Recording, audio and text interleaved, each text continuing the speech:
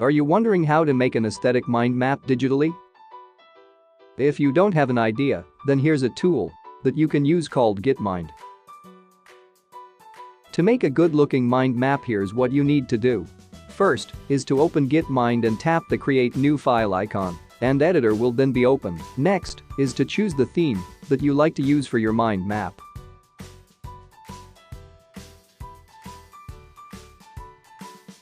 After that, tap the menu and look for Layout to pick. Now you can start typing in the main topic for your mind map. You can keep on adding nodes until your mind map is done.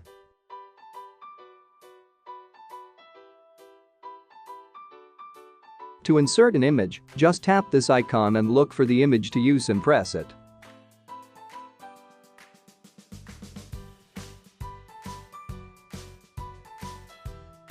Able to make it more beautiful, you can change the color of the nodes, lines and codes as well.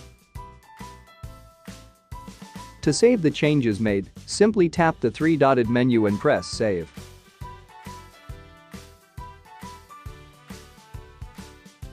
Or you can click Export in case you need to save a copy directly into your phone storage.